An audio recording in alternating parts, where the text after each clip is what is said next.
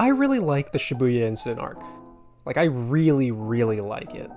I think this arc in particular is the perfect halfway point, the perfect point in the story where we reach the lowest of the lowest. Season 1 was definitely more lighthearted as we had our main characters turn into cute little chibis and play around with dogs with the occasional deaths and violence of malevolent creatures. At the very least, there were moments in Season 1 that felt like someone could relax and make it their comfort watch. Unfortunately, Season 2 of Jujutsu Kaisen is completely different, as the first arc, Hidden Inventory Premature Death, is focused on Geto's descent into hatred against non-sorcerers after his friend is murdered by Toji zenin. Personally for me, this arc in particular will always be the peak of writing for Jujutsu Kaisen, with a healthy competition from the Jujutsu Kaisen Zero movie. This arc quickly spiraled from a lighthearted comedy into a battle between life and death as we see Gojo's awakening of his full potential and being able to finally use the reversed curse technique. The last few episodes are really just a deep dive on Geto as the thunderous applause of non-sorcerers on congratulating the death of one of his own, mixed in with getting red-pilled by Femme Magneto over here, created a compelling character who is easily one of my favorites. Then the next arc happens, the Shibuya incident arc, short-termed to Shibuya from here on out. Shibuya is the most depressing point in the series, because of all its fights. There's no room for lighthearted fun, as fake Geto decides to fulfill his plan into action by utilizing the cursed spirits and innocent humans in Shibuya as decoys to draw out Gojo. And to much work successfully, he does kidnap him inside of this cool looking box with eyes. From that point on, it becomes an all-out brawl where the strongest man in the world is now gone, and the good guys actually have to start fending off for themselves. For this video, I'm going to go over 10 things that I really liked from this arc, and what made it so enjoyable for me. The reason being is that I think it'll be much easier to format in this type of way because I have a lot to say. However, sprinkled in with these top 10 things, I think I'm going to also mention some of the issues that I had with the arc. But with that in mind, let's get started on the top 10 events that I really liked about the Shibuya arc. Coming in at number 10 is Toji's revival. I'm split on the entire reviving of Toji, because on one hand, I really love Toji. Toji is probably one of my favorite characters, because you really love seeing him in the prequel arc and just how much of a monster he is. He's literally tearing up everyone. He's tearing up Gojo, he's tearing up Geto, he tore up poor Amanai. He's kind of like this big bully who you can't really do much against. At least that was before Gojo awakened and put a donut hole in him. I love Toji. I love how his stupid little caterpillar thing also has his same face. See, one of the main issues I have with Shibuya, and I'd probably say my biggest issue, is the fact that he was revived, but there was no actual payoff to it. Now, of course, you can make the argument, oh, did you expect him to hug it out with Megumi? Not really, no. I didn't actually expect him to be there at all. Because Toji's role in Shibuya is essentially just Gege saying, shit, I've written Dagon, or Dagon, whichever way you want to put it. I've created this cursed spirit who is now taking down Nanami, Maki, the Frames Man, and Megumi. And there is no one currently who's able to actually stop Dagon. So what do? So we introduce Toji. Toji kind of sweeps the floor with Dagon, which is really funny to me. But it just still felt weird. It just felt like there was no other character that Gege had written to actually fight against Dagon at the time and actually free everyone.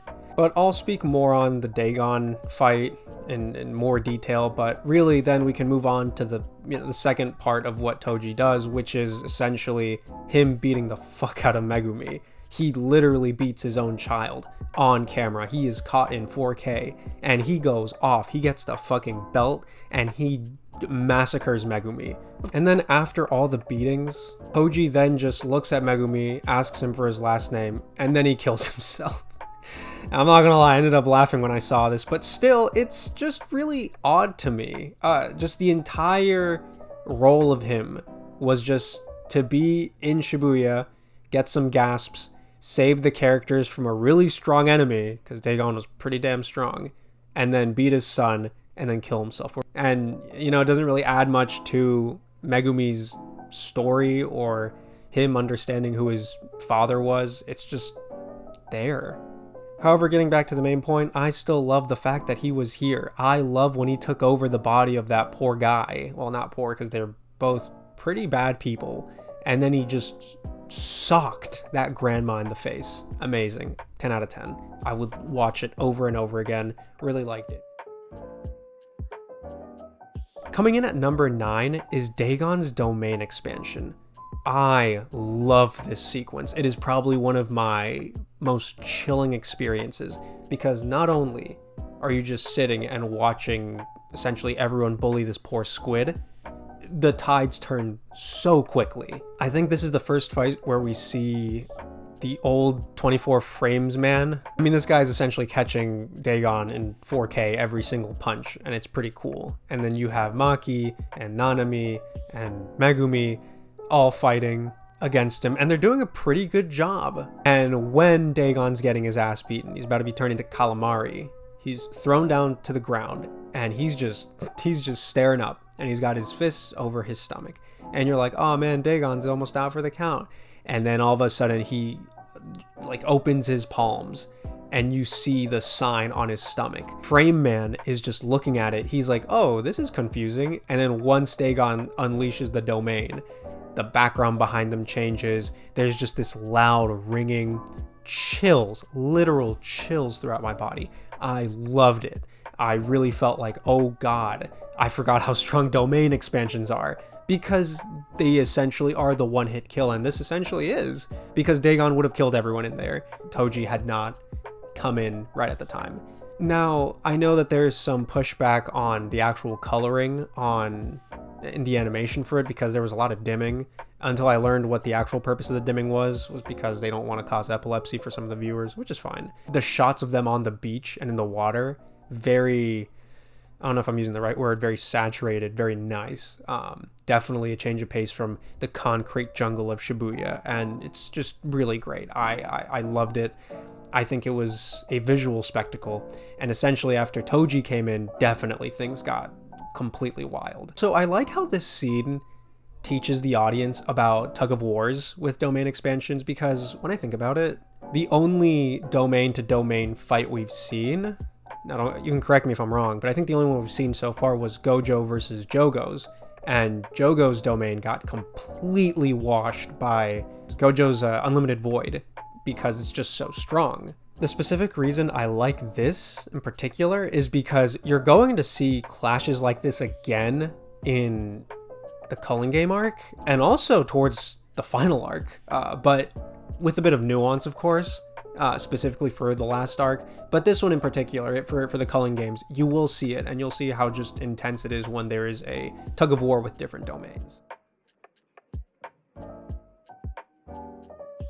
Coming in at number 8 is definitely Sukuna versus Jogo. Oh, where do I even start? Lobotomy Kaisen, stand proud Sukuna, you are strong. You know, I could go on and on about these memes that are just rotting in Jujutsu Kaisen's fanbase, but anyway, I love this fight, especially the build-up towards this fight, because you have this intense fight between Choso and Yuji.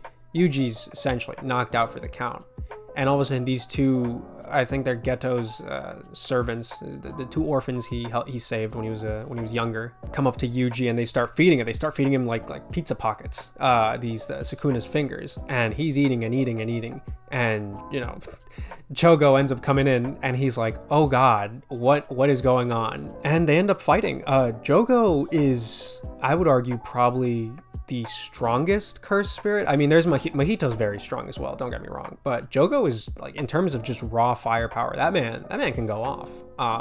He's pretty strong. And basically watching the ace of the villains go up against Sukuna, who's just this force of nature, is just so one-sided. You didn't really imagine how one-sided it was. And the thing that sucks for Jogo is that his fights have always been against Gojo, and then against Sukuna, literally the two strongest characters in the series. And then, you know, he sweeps anyone else, because that's what he was doing to Maki, to Nanami, and to Framesman.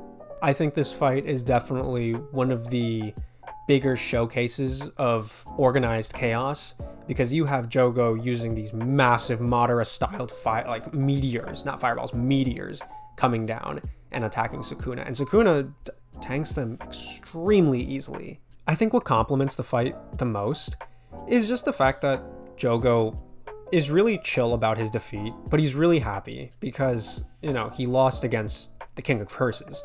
He lost against Sukuna, who anybody can lose to Sukuna, but the fact that he gets complimented by Sukuna it makes him cry.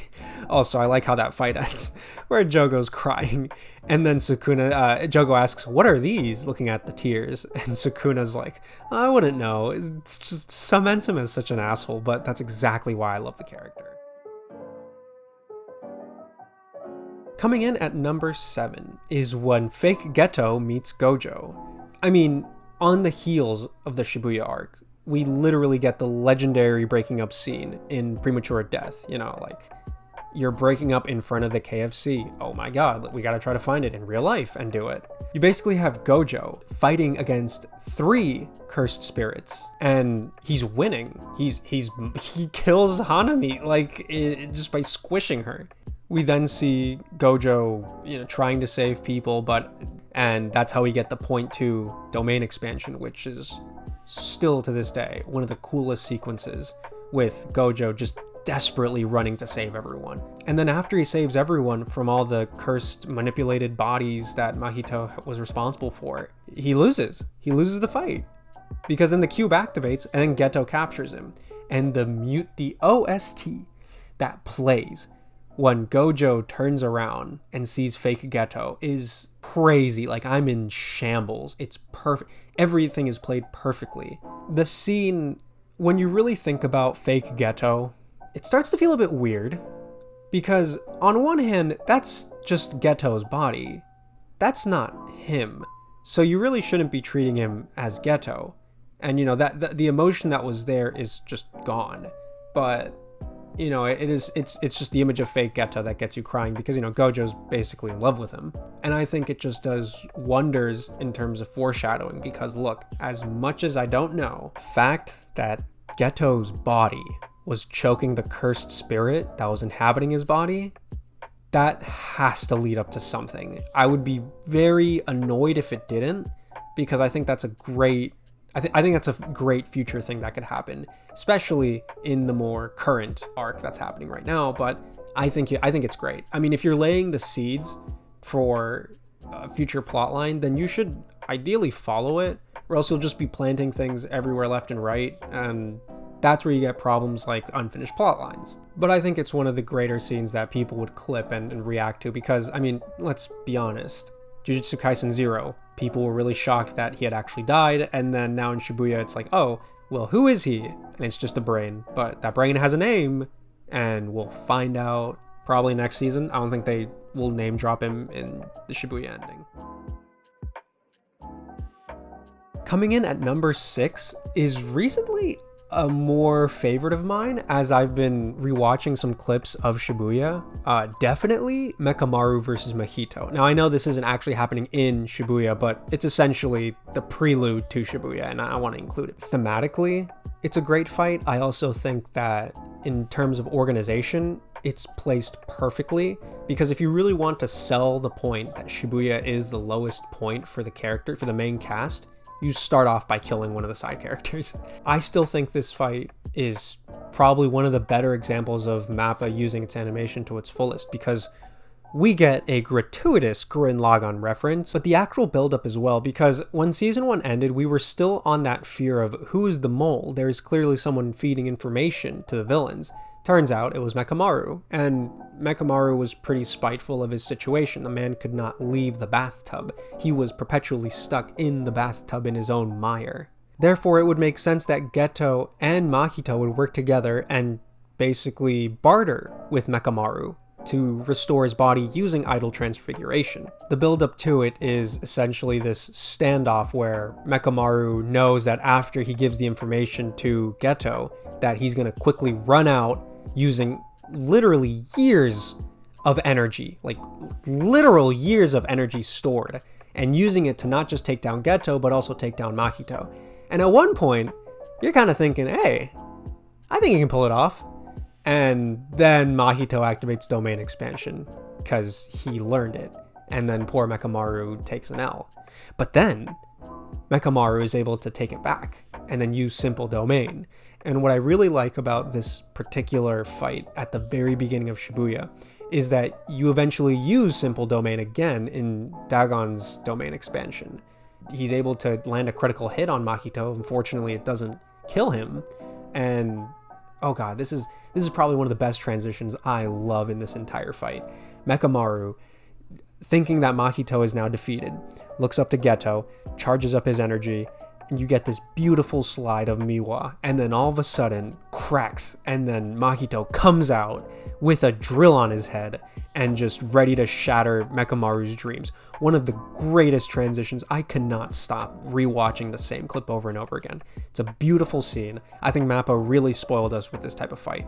I think every single second of it is just high tension. It can go either way.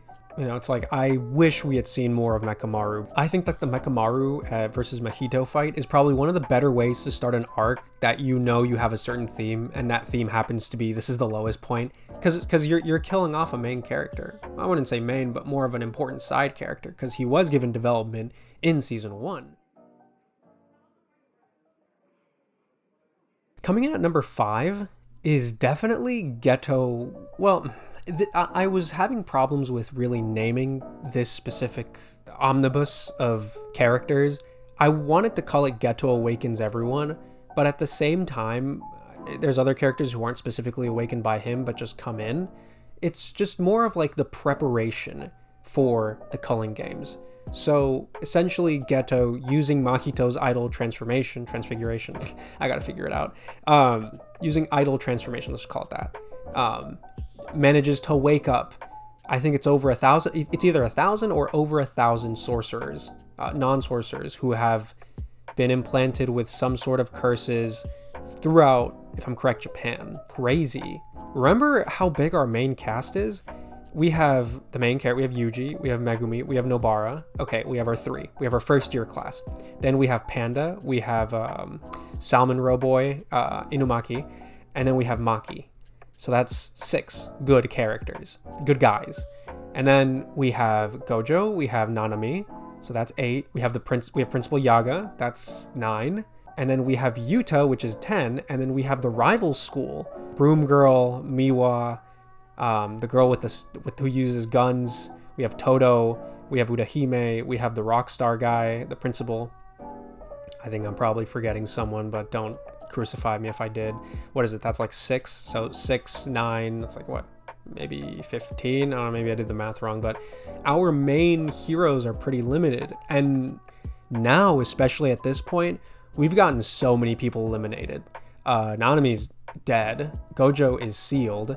Nobara is presumably dead.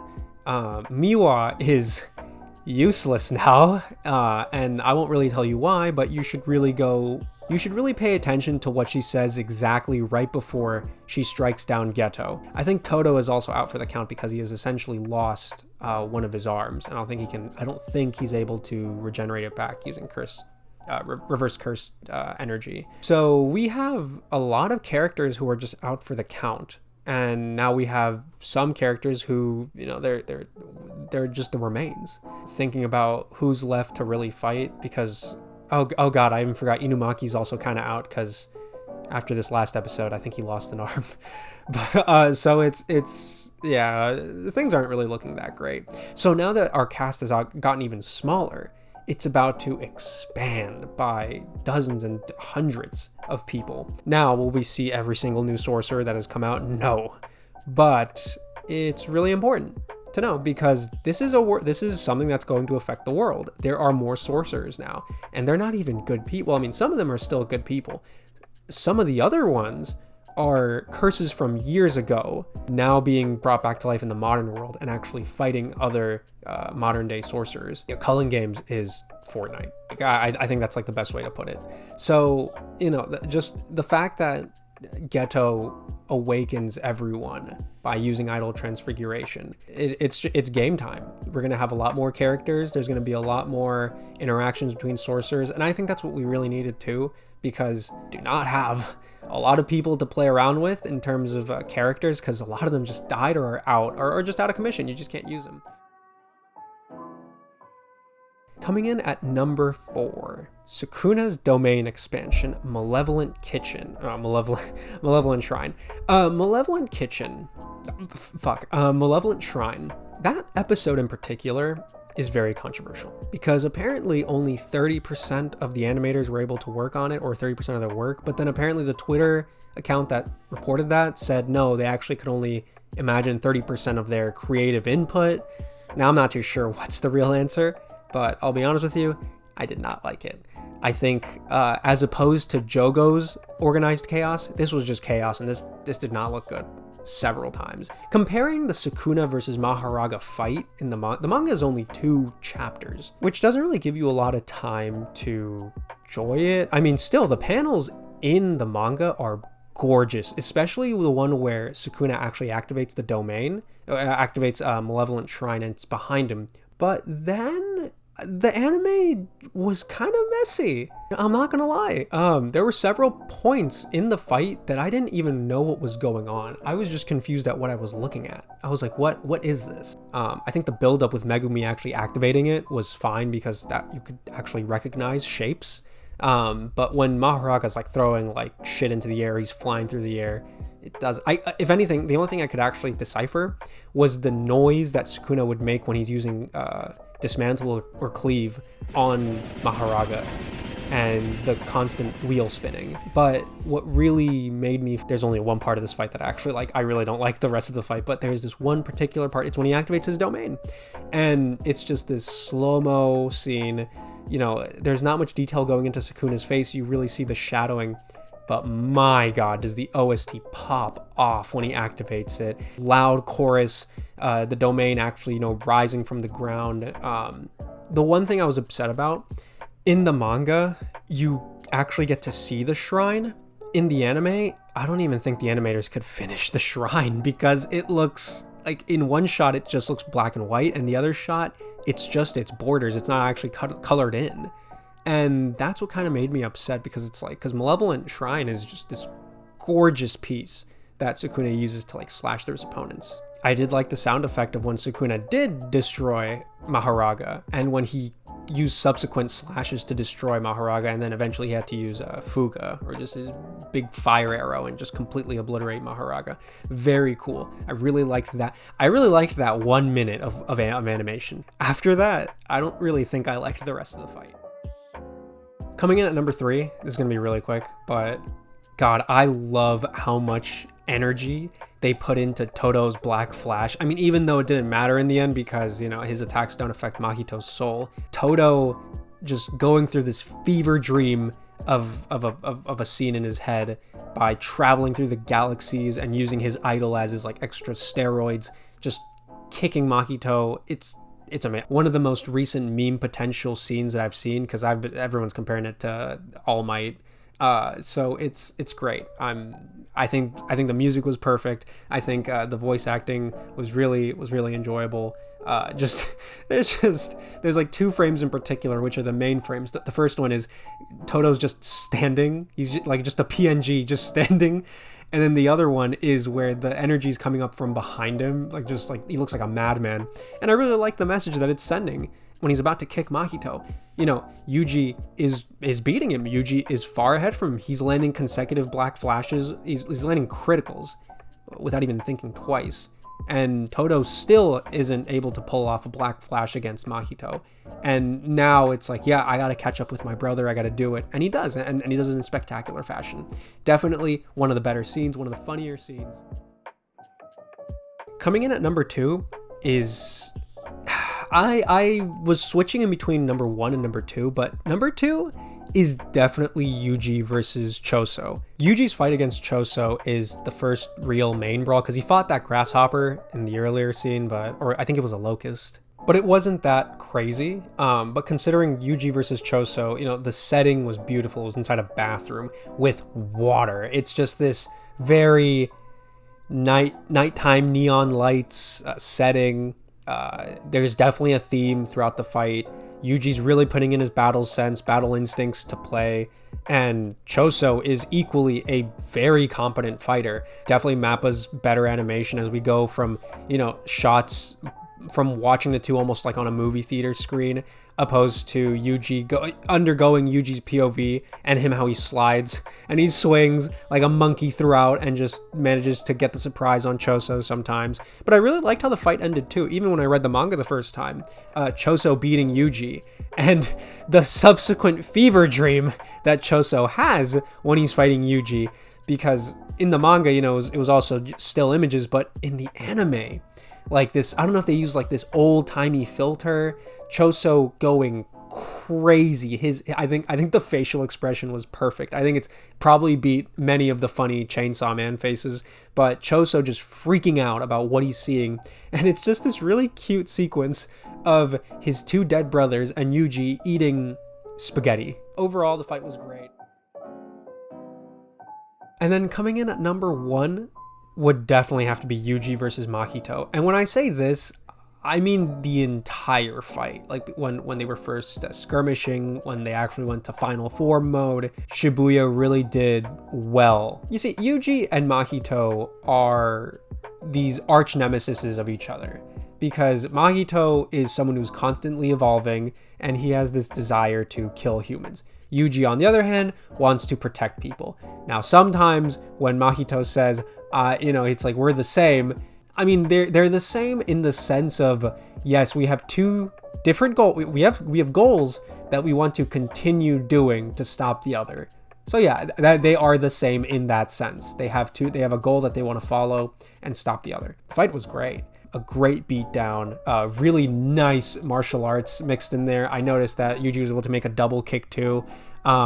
Really good. I appreciated it. You know, and it doesn't even have to be Yuji on the winning side. I think one of the better scenes as well is when Mahito activates his black flash, and it's just so crazy. I remember reading the manga when Mahito activated black flash, and I was in shock.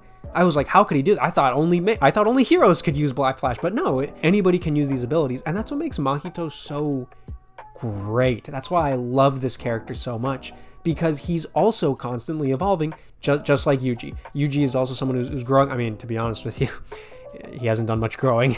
I mean, I think Mahito's actually grown more than him. Mahito's gained his own domain. Mahito has gained his own black flash. He's understood how to use the domain efficiently, like the 0.2 second domain expansion. He's even gotten to final form. He's just this amazing evolutionary example of a main character, and I think he's probably one of the stronger characters of Jujutsu Kaisen as a whole. Yuji gets a really bad rap because he doesn't really progress, but he's more of this character that's just like really chill. He's like, hey, he's one of the boys. You know, he's really funny. The scenes that he has with Nobara when, you know, they're hitting on that one girl, or when the one girl comes up and wants to date Yuji, it's like, yeah, he's cool. He's a bro. He's like, you would probably really like sitting down with him and just watching some movies with him. But, you know, it really shows you how much Mahito grows compared to Yuji when Mahito's just expanding like his arsenal of abilities. And I think this fight did exactly that.